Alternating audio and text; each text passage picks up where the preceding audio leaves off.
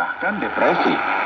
Dengan menghadapi mereka secara bijaksana, kita bisa meminimalisir dampak negatif tersebut. Yang kedua, untuk meningkatkan kualitas hubungan. Dengan belajar menghadapi orang yang sulit, kita bisa meningkatkan kemampuan komunikasi dan resolusi konflik kita.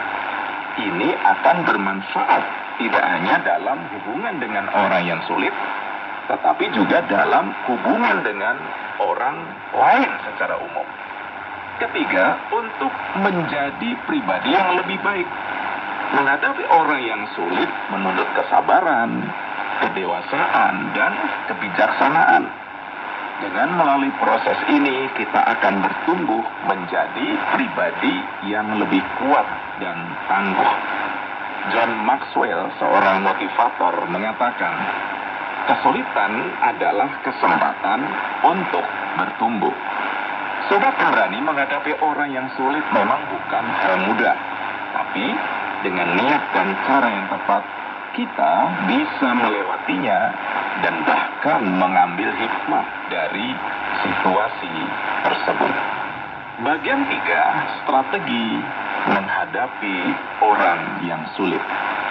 Sobat, setelah mengenali tipe-tipe orang sulit dan memahami mengapa kita perlu menghadapinya, sekarang saatnya kita membahas strategi jitu untuk menghadapi mereka.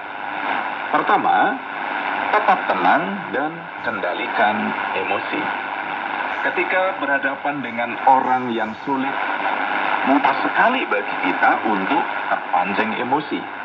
Bayangkan, Sobat Pemberani, saat atasan Anda membentak Anda di depan karyawan lain, atau saat tetangga Anda menuduh Anda yang tidak-tidak, rasanya darah langsung mendidih, bukan? Tapi ingat, emosi yang meledak-ledak hanya akan memperburuk situasi. Kedua, berkomunikasi dengan asertif. Komunikasi asertif adalah komunikasi yang tegas, tetapi menghargai orang lain. Sampaikan pendapat dan perasaan Anda dengan jelas, tenang, dan langsung pada intinya. Gunakan kalimat saya untuk mengungkapkan perasaan Anda. Misalnya, saya merasa tidak nyaman ketika Bapak berbicara seperti itu kepada saya. Hindari menggunakan kata-kata yang menyalahkan atau menghina. Ketiga, tetapkan batasan.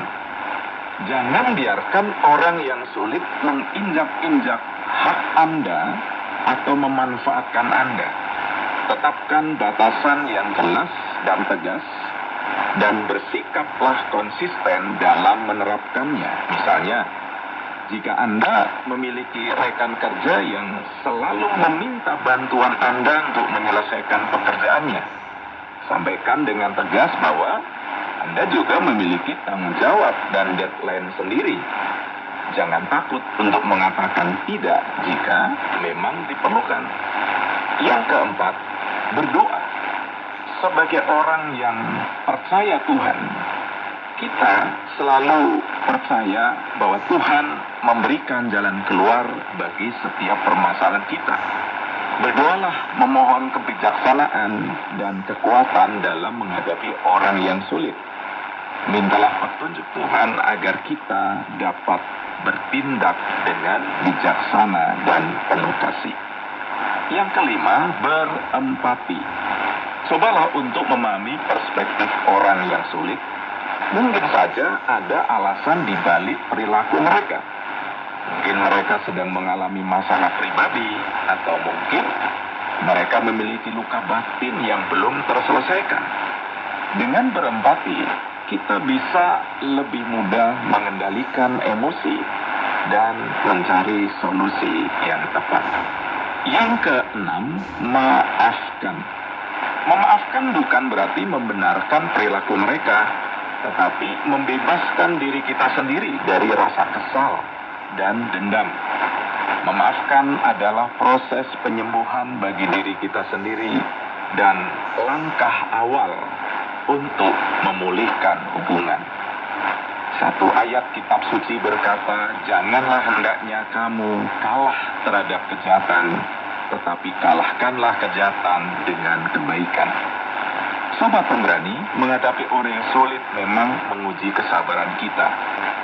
Tapi ingatlah sobat pemberani, dengan mengandalkan Tuhan dan menerapkan strategi-strategi ini, kita bisa melewati setiap tantangan dengan keberanian dan hikmat. Bagian kelima, belajar dari orang yang sulit. Sobat pemberani, menghadapi orang yang sulit memang menguras tenaga dan emosi. Tapi percaya atau tidak, kita bisa belajar banyak hal dari mereka. Pertama, kita bisa belajar tentang kesabaran. Menghadapi orang yang suka marah-marah, mengeluh, atau mencari kesalahan, menuntut kesabaran ekstra dari kita. Jika kita berhasil melewati situasi tersebut dengan tenang dan bijaksana, itu artinya level kesabaran kita naik kelas. Kedua, kita bisa belajar tentang empati. Cobalah untuk memahami mengapa orang tersebut bersikap sulit. Mungkin saja ada luka batin atau masalah pribadi yang mendasari perilakunya. Dengan berempati, kita bisa lebih mudah menerima dan menghadapinya. Ketiga,